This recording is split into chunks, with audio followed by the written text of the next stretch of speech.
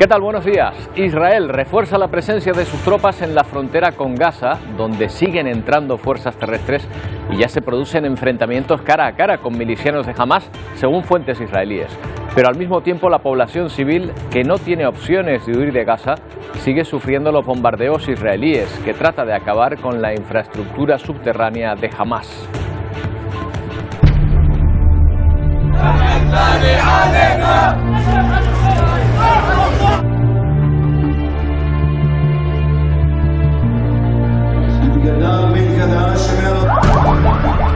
Desde Gaza esperan desesperadamente un alto el fuego, pero no parece que ese acuerdo esté cercano, aunque se hayan abierto puntualmente corredores humanitarios que no dan para abastecer a la población, a la que la desesperación empuja a saltar los puestos de suministros de las ONGs. Al mismo tiempo, Israel vive su pulso político con un Netanyahu aferrado al poder, pero con un rechazo cada vez mayor entre la población israelí, que pide responsabilidades por los miles de compatriotas muertos o los cientos secuestrados por los terroristas de Hamás.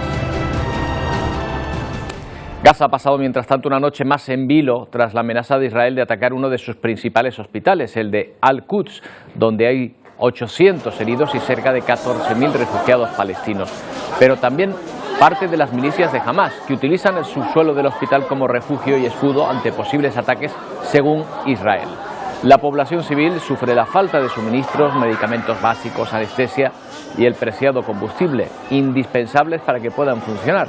La Media Luna Roja Palestina alerta de que la mayoría de los pacientes están en cuidados intensivos. Ayer la organización denunció que el ejército israelí les había exigido evacuar el hospital porque iba a ser bombardeado. Pero la evacuación de ese hospital es imposible de acometer en los plazos puestos por Israel, por lo menos, y más aún en las paupérrimas condiciones en las que se encuentra Gaza. El ejército israelí se fija en este hospital porque asegura que esconde un punto de operaciones de Hamás, y no es el único objetivo de los ataques. Israel ha asegurado haber destruido alrededor de 600 infraestructuras de Hamás en las últimas horas. Israel eleva su tono y avanza en la incursión terrestre en la frontera de Gaza, con más tropas e intensificando los bombardeos sobre la franja. En las últimas horas habrían alcanzado más de 600 objetivos en Gaza, como depósitos de armas o túneles. El ejército israelí asegura avanzar en una guerra larga y difícil, en palabras de Benjamin Netanyahu. Continúan también los ataques contra civiles y los rescates entre los escombros. Este rescatista asegura haber encontrado más de 70 fallecidos, pero siente impotencia. Son un total de 20 edificios destruidos y apenas quedan manos. Al mismo tiempo, la Organización Mundial de la Salud, preocupada por la orden de evacuación de un hospital con más de 400 personas en cuidados intensivos, reconoce que es imposible evacuar los hospitales llenos de pacientes sin poner en riesgo su vida. Comunicaciones telefónicas y vía internet estuvieron cortadas en el territorio, aunque poco a poco se han ido restableciendo. En cuanto a la ayuda humanitaria, 33 camiones habrían entrado este domingo en Gaza, según Naciones Unidas. No es suficiente. Biden implora a Israel que permita la entrada de más ayuda. Esto además cumpliendo con el derecho internacional que prioriza la vida de civiles inocentes.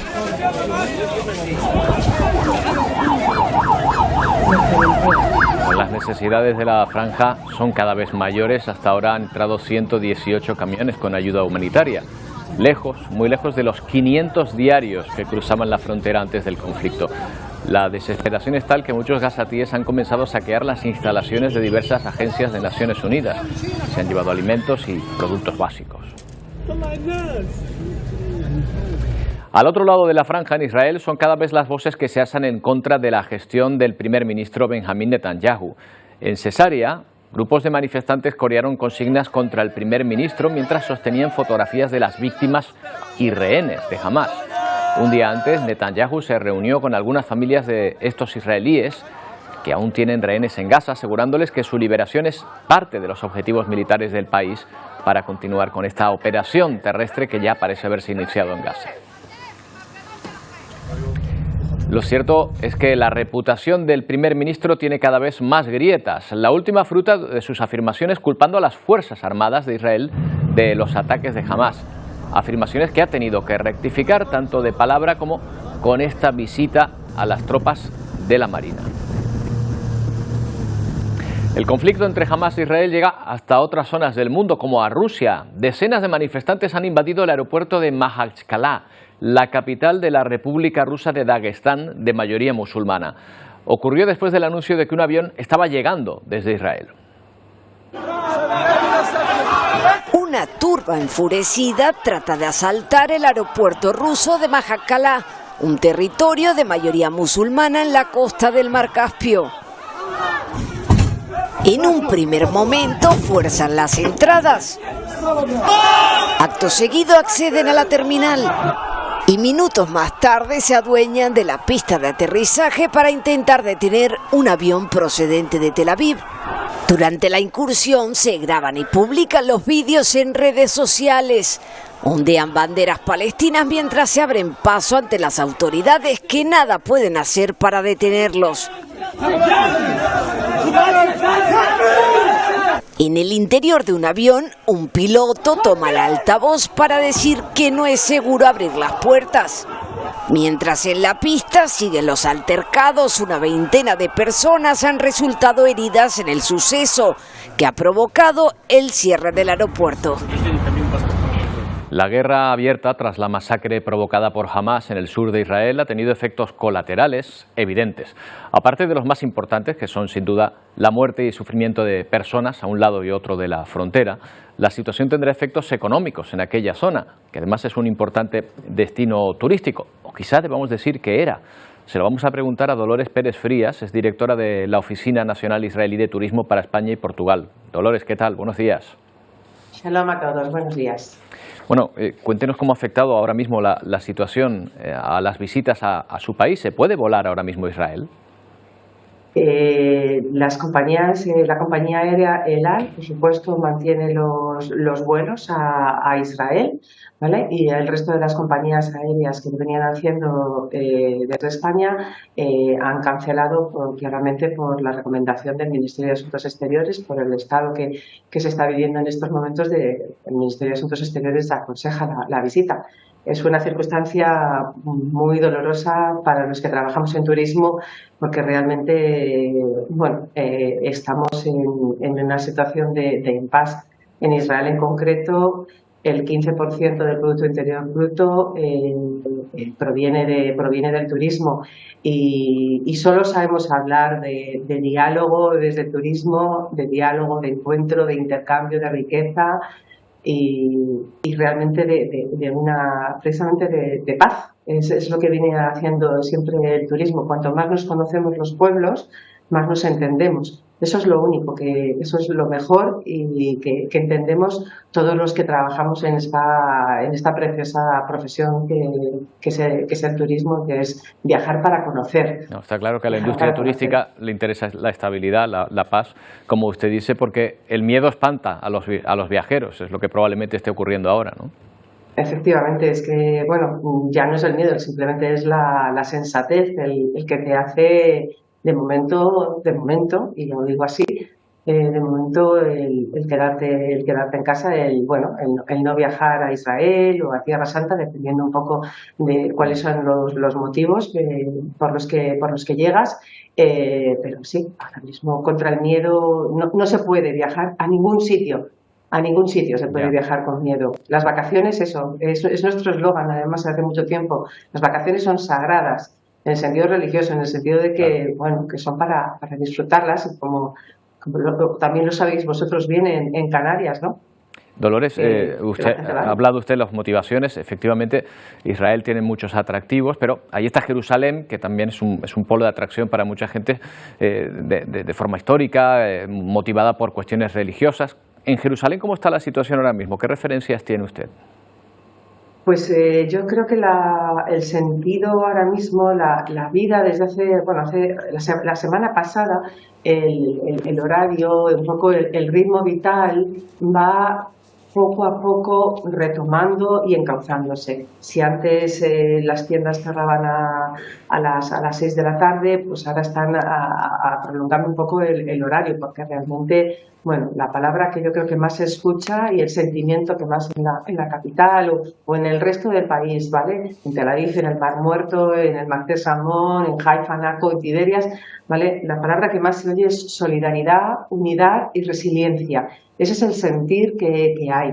¿Vale? Entonces, claro, no se puede decir nada porque esta situación cambia en cuestiones de segundos, tanto para lo bueno como para una mala noticia. Estaba escuchando vuestro noticiero y realmente, bueno, pues entiendo que ahora mismo, pero en Jerusalén, pues por ejemplo, las escuelas, los niños especialmente, ¿no? Todos los jóvenes, los menores de edad, están volviendo paulatinamente a las escuelas para, bueno, pues para que el día a día, a pesar de que hay tristeza, por supuestísimo, que hay dolor, que hay una permanente conexión con los medios de comunicación para saber qué es lo que está ocurriendo, pero esa resiliencia hay que mantenerla y hay que seguir mirando.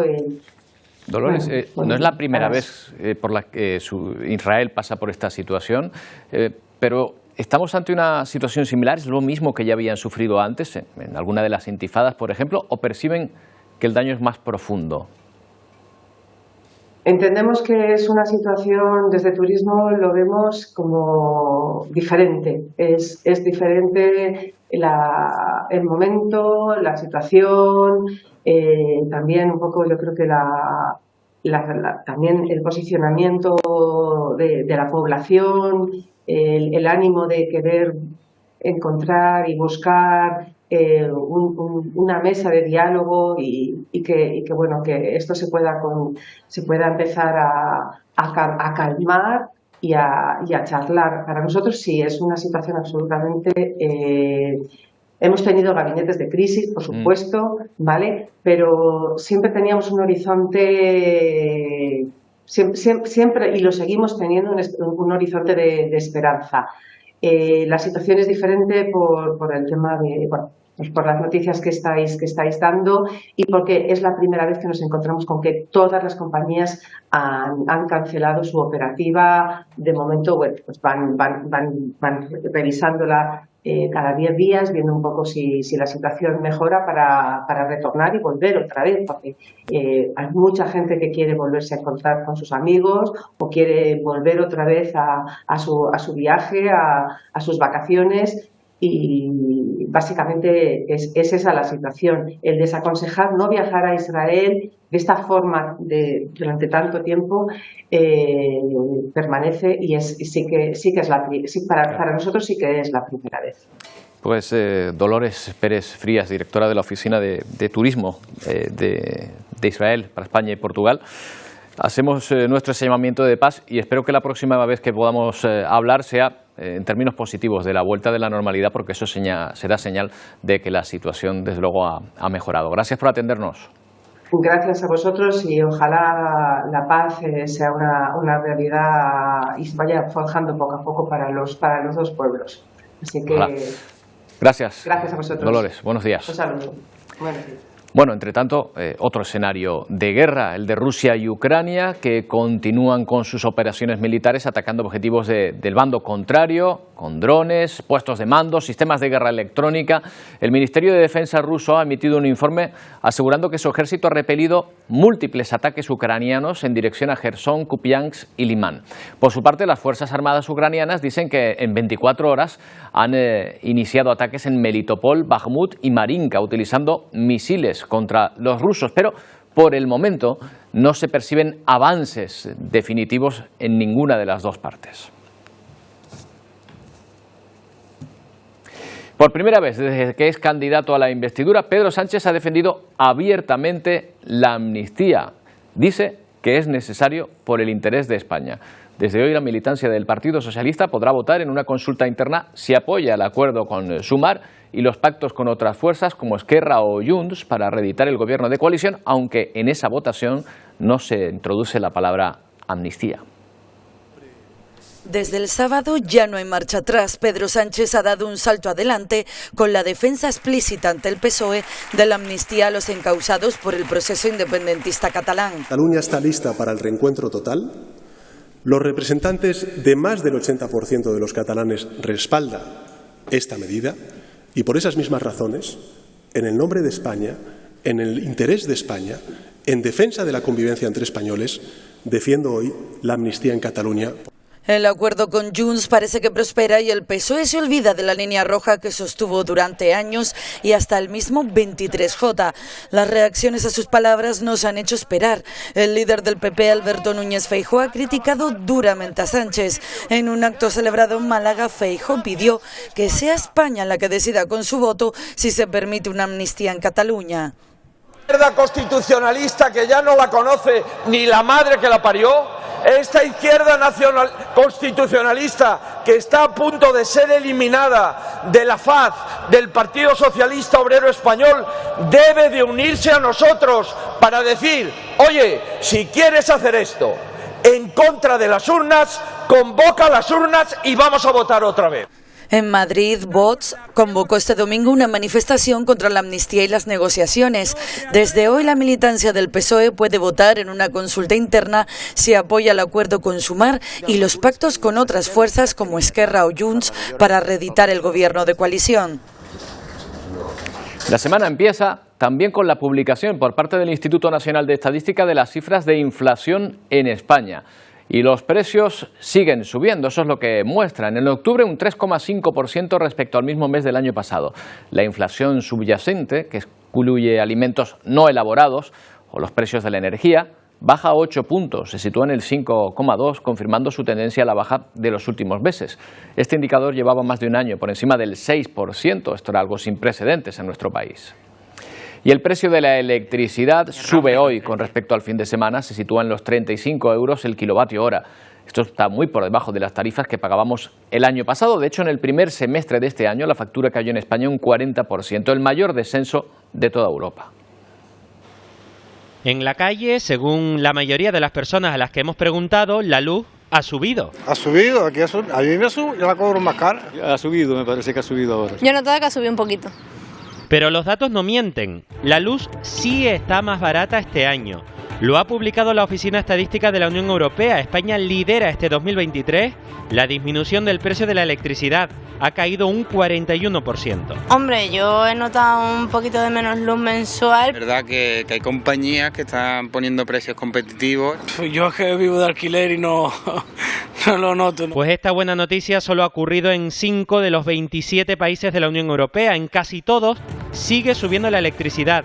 Llama la atención el más de 900% de incremento de Países Bajos. Este turista alemán nos cuenta que en su país no para de subir la luz. Y esta turista nos dice que en República Checa igual. España está entre los países con la factura de la luz más barata de toda Europa, ocupa la 6ª posición entre los 27. A lo mejor, puede ser que sí. ¿Es una buena noticia o una mala noticia? Una buena noticia, claro. Y todo gracias a la excepción ibérica propuesta por el gobierno de Pedro Sánchez, aprobada por la Unión Europea en marzo del año pasado. Medidas excepcionales, acotadas en el tiempo, lógicamente, para reducir los precios de la electricidad a nuestros consumidores, a nuestra industria y a nuestras empresas. Ahora Europa se está planteando ya mantener este tope al precio de la electricidad que tiene España durante el próximo año 2024. Volvemos con la crisis migratoria. Mañana martes el ministro José Luis Escrivá tendrá una conferencia con los alcaldes de los municipios que están recibiendo migrantes derivados desde aquí, desde Canarias. Eso después de la polémica que generó estos traslados la semana pasada. Aseguraban los ediles que no habían sido consultados ni advertidos. Hoy otro ministro, ahí lo ven, Fernando Grande Marlaska, viaja por tercera vez a Senegal. Allí se va a entrevistar con las autoridades locales para tratar de frenar las migraciones desde ese lugar, para hablar del control de las rutas migratorias y también de la devolución de senegaleses a su país desde España. Bueno, precisamente un diputado senegalés que ha visitado recientemente Canarias ha explicado lo que a su juicio es la causa de la salida de tantas personas desde su país. Explicó junto a los migrantes de las raíces en Tenerife que los acuerdos de pesca firmados con la Unión Europea son negativos para Senegal. Mientras nuestros países sigan firmando acuerdos de pesca que dan todos los peces a los barcos europeos, rusos, chinos, es que los pescadores y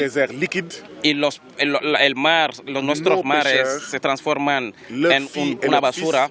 Los hijos, los jóvenes no tendrán otras oportunidades porque los atunes que ellos saquen de Senegal vienen en fábricas, empresas españolas en Europa y crean puestos de trabajo en España.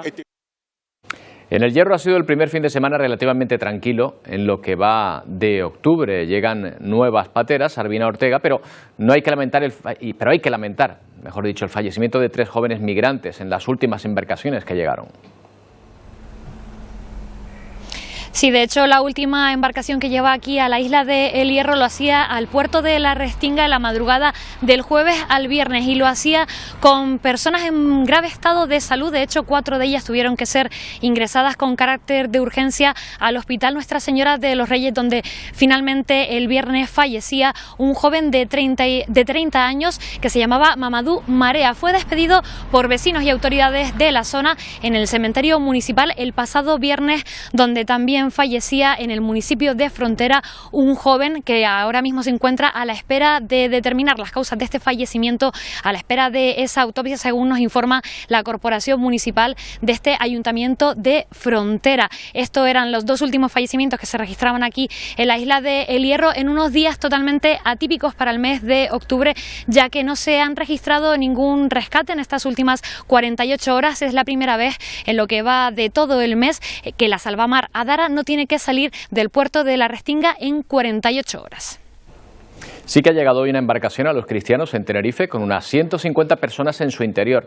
En el suroeste de esta isla está Lidia Lorenzo. Lidia. Hace aproximadamente 2 horas llegaba esta embarcación con más de 150 personas a bordo a esta parte de la isla de Tenerife, escoltada por Salvamento Marítimo. Fue localizada a 9 millas al sur de la isla. En ella además viajaban varios menores y entre estas personas, algunos en estado grave, fueron trasladados a diferentes centros de salud de la isla. Aún está por confirmar el número exacto, ya que Cruz Roja y la Policía Nacional están todavía supervisando a estas personas en esta parte del muelle de Los Cristianos. En menos de 24 horas, más de 350 personas habrían llegado a la isla de Tenerife en diferentes embarcaciones y en lo que va de año, más de 29.000 personas han llegado a Canarias huyendo de la crisis política y social de sus países. Otras de ellas, de las que no se conoce el número exacto, han perdido su vida en el mar en esta ruta atlántica. Gracias, Lidia. Tiempo para una pausa. Volvemos enseguida con más cosas que les interesen.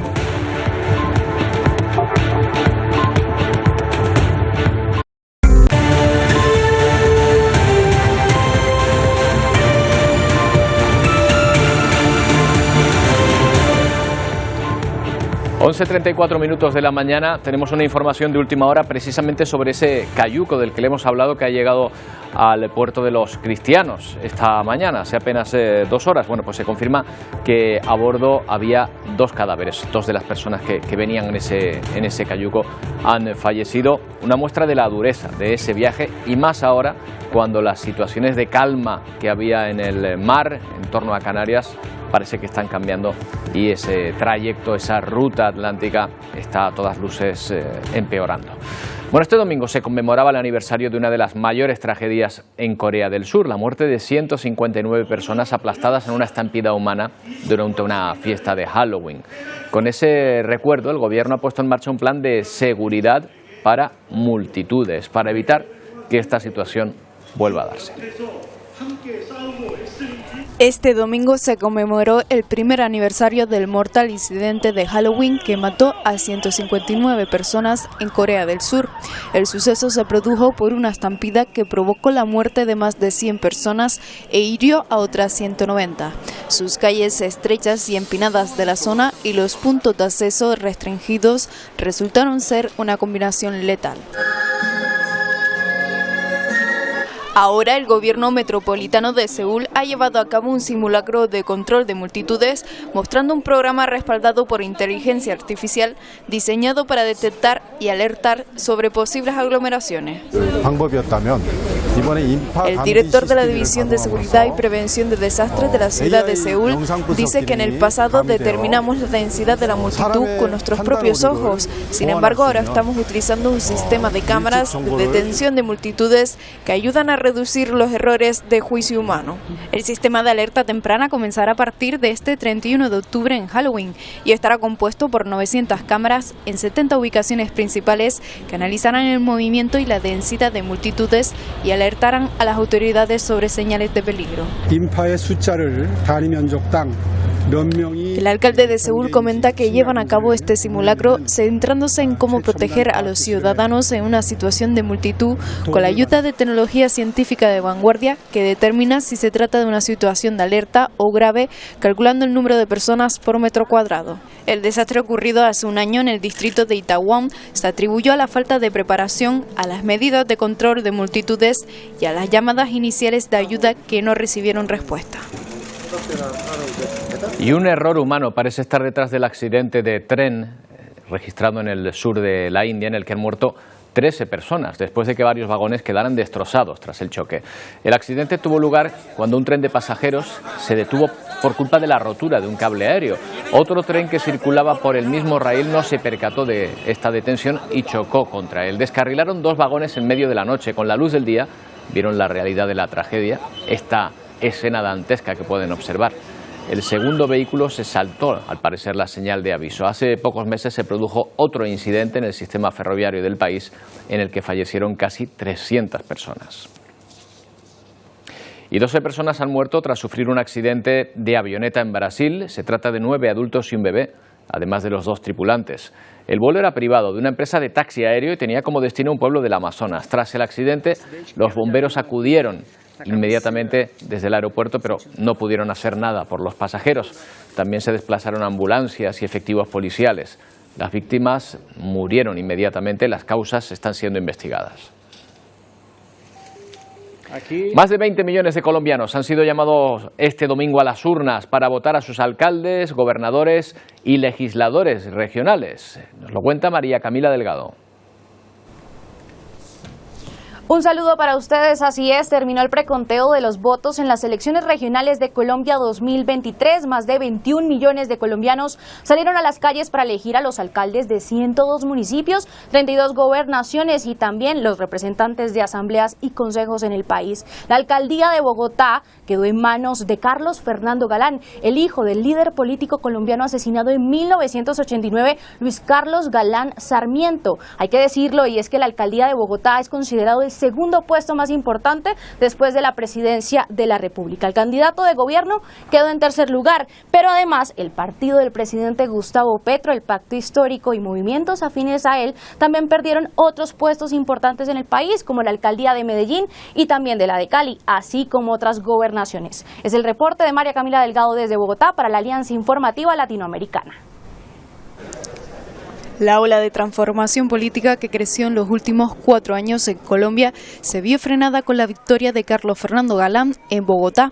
Las principales alcaldías y gobernaciones quedaron en manos de políticos de distintas vertientes, pero con estructuras políticas comunes.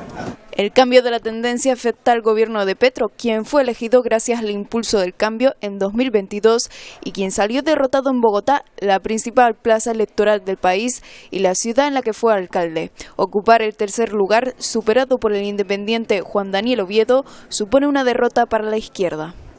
Yo me puedo aguantar las calles rotas, puedo aguantar que entre el agua solo 2 días a la semana, que no haya luz, pero poder caminar en paz.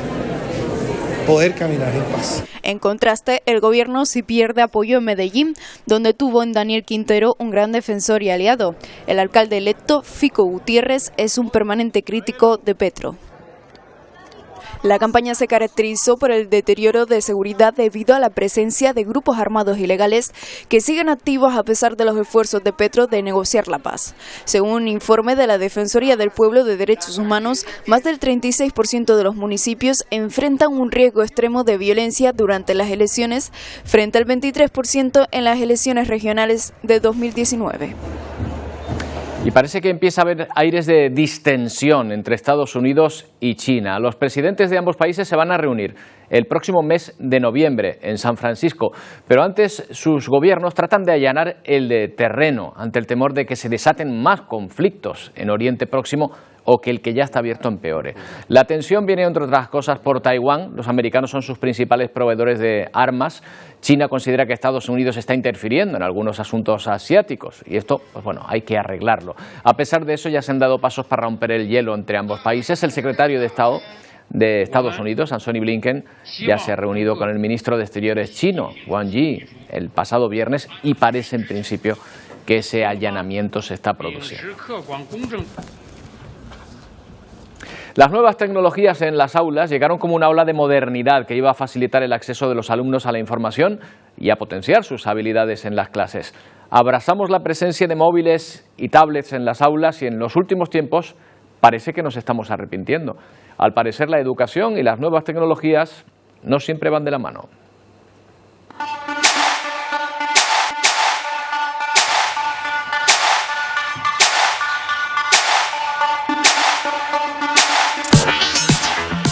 En la Universidad de Navarra han sido pioneros en prohibir móviles, tabletas y ordenadores portátiles dentro del aula, porque en vez de ayudar, distraen. Un año después veremos si el resultado ha sido positivo. La innovación pedagógica va en sentido contrario al que comenzó abrazando las pantallas y ahora dice adiós a los dispositivos electrónicos. Los expertos advierten de que los jóvenes son más rápidos al encontrar la información, pero por otro lado no profundizan, han perdido capacidad de análisis. Pros y contras de las nuevas tecnologías en las aulas que hoy diseccionamos en Atlántico Noticias.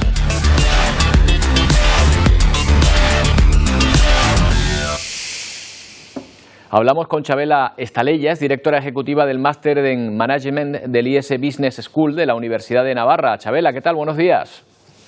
¿Qué tal? Buenos días, buenas tardes aquí ya.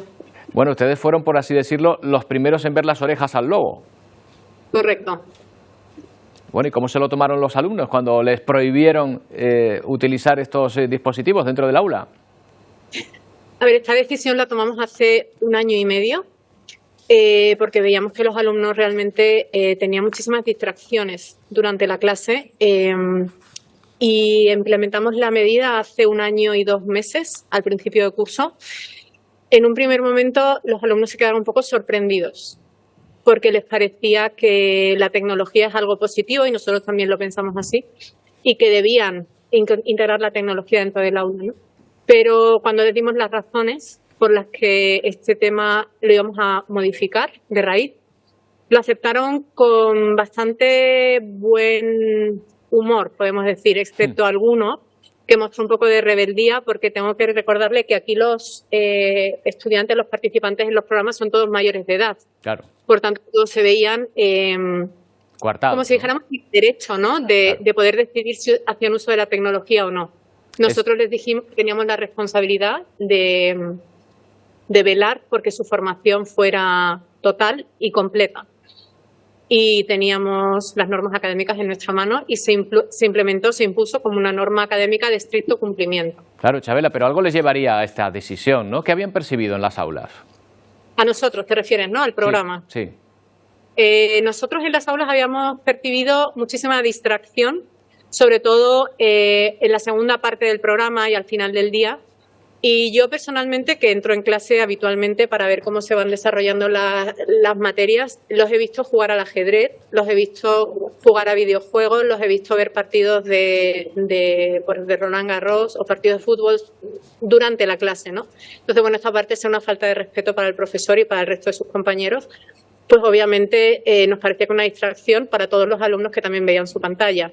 Por tanto, para nosotros fue una decisión que vimos clarísima. O sea, el lenguaje corporal de los alumnos en el aula era totalmente pasivo y para nosotros, que en el IS usamos el método del caso, la participación en clase y el estar de alguna manera enganchado en la conversación era una parte crucial del aprendizaje. Entonces decidimos cortar de raíz. ¿Y 1 año y medio después del inicio de esta experiencia, observa cambios positivos? Muchos. Los profesores son los primeros beneficiados porque ellos dicen que habían sentido que estaban dando clase a ordenadores en vez de a personas, ¿no? Por otro lado, los alumnos han agradecido mucho esta medida porque a veces reflejan honestamente que no tienen la fuerza de voluntad suficiente, ¿no? Y que de alguna manera se les fuerza a esto, ¿no? Y una vez que se acostumbran, lo agradecen mucho. De hecho, en la encuesta de satisfacción académica, este curso que ha terminado antes del verano, que ha sido el curso cuando hemos implementado la medida, ha subido más de un 10% la satisfacción académica, cosa que nos hace pensar que el aprovechamiento del aprendizaje en el aula ha mejorado. ¿Piensa que la Universidad de Navarra está tomando nota para aplicar a lo mejor esta misma decisión en otros programas universitarios? Pues ¿Tiene no constancia de ello? No.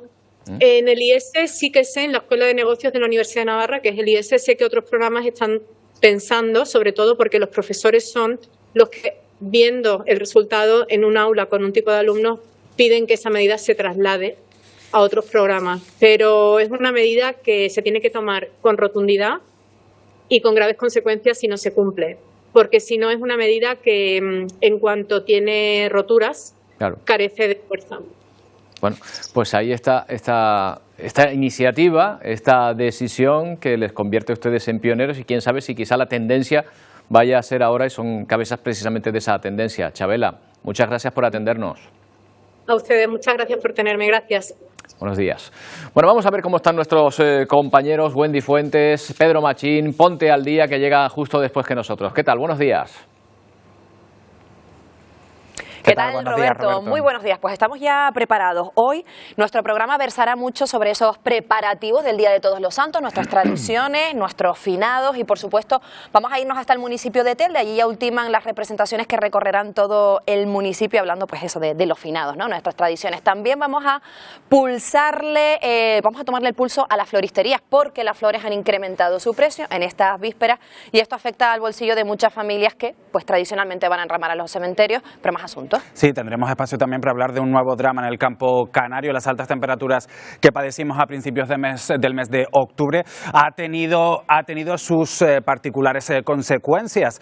Por ejemplo, lo vimos con las castañas y también con la miel. Esas altas temperaturas imposibilitaron que los apicultores recogieran esa cosecha que se ha visto reducida prácticamente a la mitad. Lo vamos a ver en directo con ellos. Y también vamos a hablar de imágenes impactantes, conducciones temerarias. Fíjense ustedes, a vista de dron se han podido detectar incluso cómo personas, mujeres, se pintan los labios o se cepillan los dientes y todo esto a vista de dron. Vamos a abordar este asunto y también más contenido. Sí, uno de los temas centrales en el día de hoy es los peligros de la ludopatía, las adicciones al juego, sobre todo de los más jóvenes. Fíjense que el porcentaje de los jóvenes que tienen problemas de adicción a las apuestas online crece desmesuradamente en Canarias, y eso también hay que sumarle que nuestra región es la tercera comunidad con mayor número de casas de apuestas, un asunto que no ayuda a este problema tan serio que tenemos como sociedad. Todo ello lo vamos a ver con detalle a la vuelta aquí en Ponte al Día. Hasta ahora. Hasta ahora. Hasta ahora, compañeros. Volvemos a Canarias. Estas últimas horas se han registrado varios movimientos de tierra en la isla de La Gomera. Según el recuento que hace en tiempo real el IGN, ya son 15 los temblores detectados. Esto sorprende porque es una de las islas consideradas inactivas vulcanológicamente. Que detectamos una serie sísmica, por lo menos desde 2017, con varios terremotos seguidos. Nosotros creemos que tiene más bien un origen de tipo tectónico. El propio peso de la isla de La Gomera es una isla volcánicamente inactiva, con la última erupción fue hace más de 1 millón de años, con lo cual es muy poco probable que sea una actividad volcánica. Se ha sentido débilmente con intensidad 3, que eso significa que, bueno, lo sienten bastantes personas que estén sentadas o estén tranquilas, ¿no? Que no estén en movimiento. Lo curioso es que ha sido de madrugada, con lo cual pues sí que a lo mejor incluso ha podido despertar a alguna persona. Parece que sí que lo han sentido en La Gomera. Vamos hasta allí. Uno de estos terremotos ha sido sentido por la población. Miguel Ángel Reyes, por ejemplo, ahí donde te encuentras en Vallehermoso. Efectivamente, Roberto, y más que preocupación y miedo, lo que hemos notado hoy en las calles gomeras, aquí también en Vallehermoso, es extrañeza, porque es verdad, hacía mucho tiempo que no temblaba la tierra por esta zona, pero el origen es tectónico, hay que descartarlo, hemos escuchado ya el origen volcánico, y se han producido en total 15 terremotos localizados por el Instituto Geográfico Nacional, pero para que nos hagamos una idea, 15 han sido los terremotos localizados en los últimos 6 años. El de mayor magnitud, de 2,8, ha sido el más sentido. A las 3 de la mañana despertaba incluso a la gente en un municipio como este, como el de las calles de Vallehermoso, y también ha habido el último, por ejemplo, localizado en torno a las 9 de la mañana, que ha sido de una magnitud de 2,5, y todas han estado por una profundidad superior a los 10 kilómetros. No se habla de otra cosa hoy, Roberto, en las calles de La Gomera, en las cafeterías, en las tertulias de las plazas, lo hemos comprobado, por ejemplo, aquí en la plaza de Vallehermoso. 9 de la noche y las 3 de la mañana fue más fuerte. Las 3 de la mañana se notó un poquito, va bien como si fuera un camión, un ruido grandísimo. Pero eso no, se sintió un poquito allí, un poquito que se estremeció, pero no, eso no fue casi nada. La casa es de teja y las tejas se ta. La cama me puede temblar, yo me enteré por la cama porque llegó a temblar y se oía la losa. Yo levanté, porque yo digo, un coche se quedó empotrado en mi fachada, sí, pero impresionante. Bueno, me imagino, Miguel Ángel, que no se habla de otra cosa ahí en La Gomera, porque esto de los terremotos, de los movimientos sísmicos no son nada habituales allí, ¿verdad? Como curiosidad, efectivamente, Roberto, hace unas semanitas escasas hacíamos un reportaje para el Telenoticias en la que los expertos nos hablaban de que La Gomera es la única isla inactiva volcanológicamente hablando. Hace 2 millones de años que no hay actividad volcánica aquí en la isla de La Gomera, así que esto de que la tierra tiemble extraña y mucho. Pero también ha habido buen sentido del humor esta mañana, por ejemplo, algún bromista que ha dicho La Gomera baila y esta vez no ha sido al ritmo de las verbenas. Pues que vuelvan, gracias Miguel Ángel, que sea al ritmo de las orquestas siempre será muchísimo mejor, desde luego. Bueno, nos vamos con otro asunto muy serio, el que están sufriendo en México con el huracán Otis en Acapulco. Está a punto de alcanzar ya el medio centenar de víctimas. Además, hay más de una treintena de desaparecidos. Los vientos, que superaron los 300 kilómetros por hora, y las olas de más de 7 metros de altura arrasaron la ciudad. 5 días después, miles de personas siguen sin lo básico, sin agua ni comida. ¡No estamos robando! ¡No estamos robando! ¡Tenemos gasolina! La tensión aumenta a medida que disminuyen las provisiones en México. La gente pobre se quedó sin nada, se llevó todo. Los saqueadores asolan los comercios desesperados, mientras otras personas hacen largas colas para conseguir algo de agua y comida. Mire cuántos somos, somos muchísimos, no va a ajustar esa agua. Nosotros estamos aquí desde la madrugada, 5 de la mañana, arriesgando que nos asalten. Falta agua, comida, todo, no tenemos nada, todas las casas se perdieron. Pero no todo el mundo puede salir a buscar ayuda. Dormimos en el piso, no tenemos agua para mañana. Pues sí, ya son mayores de edad que no pueden pues andar como las otras gentes para arriba y para abajo cargando útiles. Queremos ayuda, ayuda. Las familias no pueden ni siquiera enterrar a las víctimas del huracán porque la falta de luz también afecta a los servicios de las funerarias. No teníamos permisos para sepultar y teníamos que esperar 2 o 3 días con los cuerpos. Edificios enteros reducidos a esqueletos frente a la playa. El 80% de la infraestructura hotelera está dañada y en la bahía los escombros de los barcos y yates se amontonan en la orilla. Con este aire que venía a 300 kilómetros, 350 kilómetros por hora, no se salvó ninguna lancha. Y hay muchas vidas todavía que no se encuentran. El huracán Otis azotó Acapulco la madrugada del miércoles pasado, dejando la ciudad turística inundada, incomunicada y con miles de personas que han perdido lo poco que tenían. Sigue el goteo de fallecidos en México, precisamente por culpa de ese huracán, Emilia, y es que aún hay zonas a las que resulta muy difícil acceder. Acceder y además inspeccionar para saber qué se esconde debajo de los escombros. Quedan más de 30 personas desaparecidas. Es verdad que algunas están apareciendo poco a poco sanas y salvas, pero de momento las labores de búsqueda continúan. A tenor de cómo quedaron las infraestructuras, lo vamos a ver en las imágenes de dron. Los científicos no se explican la explosividad de este fenómeno, que recordemos que pasó de tormenta tropical a huracán en menos de 24 horas. Dicen los expertos que solo el avión avión cazahuracanes el martes, sobrevolando la tormenta, logró apreciar la intensidad, que la intensidad era mayor de la que se veía en las estimaciones por satélite. Acapulco es una zona devastada y en la que cada día se están produciendo, además, lo acabamos de ver en el vídeo, saqueos, pese a la presencia del ejército, por la falta de suministros. Y en Paraguay un tornado ha dejado una docena de heridos y hasta 20 familias sin casa. Las fuertes tormentas que azotan el país han provocado fenómenos que no han pasado desde luego desapercibidos, como este que están viendo, un torbellino que barrió varias comunidades, entre ellas Río Negro o Cordillera. Las autoridades están evaluando ahora los daños materiales y atendiendo a los heridos. Y evaluando daños también están en Bolivia, donde los incendios no paran. A día de hoy se han quemado casi 2 millones de hectáreas. Solo en el mes de octubre llegaron casi a los 100.000 focos. La devastación y la contaminación atmosférica es gravísima, es una amenaza gravísima para la población que convive diariamente con el aire irrespirable. El fuego ya ha arrasado el bosque cercano al Parque Nacional de Madidi, un área protegida en el noroeste de Bolivia que incluye parte de la Amazonía boliviana, una de las reservas de biodiversidad más importantes del país. Y mientras tanto en nuestro país encadenamos el paso de una borrasca con otra, ¿verdad? Que de momento están dejando bastantes precipitaciones, que viene muy bien. La última, Celine, que ya está en las Islas Británicas y que a su paso por la península pues dejaba precipitaciones en el tercio noroeste y varios cientos y vientos intensos, pero sobre todo mala mar en Galicia, donde las olas han superado los 8 metros de altura. Eso sí, en la mitad oeste, porque en la este, hacia el Mediterráneo, lo que predominaba era un día de playa este domingo, como el que están viendo en las imágenes. La playa de Alicante, completamente llena, con sol y con temperaturas por encima de los 25 grados. Una España, desde luego, de contrastes hasta las siguientes borrascas que ya vienen caminando, una por el noroeste y la otra por el suroeste. Bueno, y Emilia, ¿y la previsión aquí en Canarias para las próximas horas cuál es? Bueno, pues nosotros hablábamos la semana pasada, Roberto, de que estábamos pendientes de una borrasca, de si entraba, de si no entraba, al final no ha entrado, pero se ha quedado muy cerquita y la vamos a ver en la imagen de satélite. Fíjense, la tenemos ahí, toda esa mancha blanca que ven ustedes ahí es una borrasca que va a pasar entre Madeira y el archipiélago. Y qué pena, qué lástima que no haya llegado a las islas porque nos hubiera dejado bastante precipitación.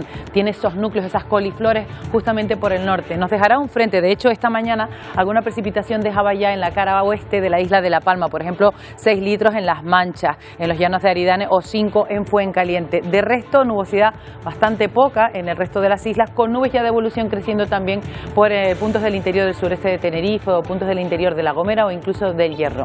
¿Qué va a pasar durante las próximas horas? Vamos a situarnos. Tenemos esas dos borrascas, esta que gira aquí y la otra que la tenemos aquí. Esta se va a desplazar y esta en su giro va a traer un frente que va a barrer el archipiélago por La Palma, La Gomera, el Hierro y Tenerife, pero muy poca cosa porque son precipitaciones que de momento no se van a mantener y además el viento justamente cambia y al cambiar ese viento de nuevo volvemos a tener los alisios y aleja nuevamente las perturbaciones. Las temperaturas no van a modificar grandes cambios. La previsión para lluvia, por tanto, mañana sí marca precipitación por el acercamiento de ese frente en las islas occidentales, básicamente islas que van a recibir precipitaciones y en principio los modelos están marcando bastante agua, por ejemplo en el sureste de la isla de Tenerife. Ya veremos si eso se cumple.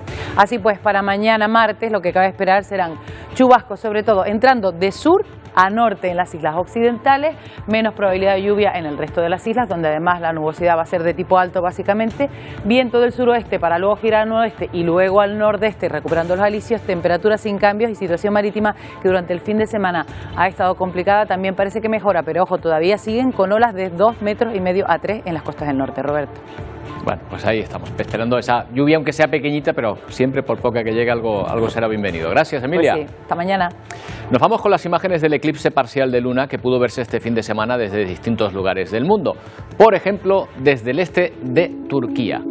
El fenómeno se produce cuando la Tierra se coloca entre el Sol y la Luna y oscurece pues, la luz que llega hacia nuestro satélite. Todo un espectáculo que nos permite ver, por ejemplo, miren, la bandera turca, una media luna superpuesta sobre esa luna llena en un momento captado en la capital turca, en Ankara. Con estas imágenes nos despedimos, volvemos mañana a partir de las 11 en una nueva edición de Atlántico Noticias. Adiós.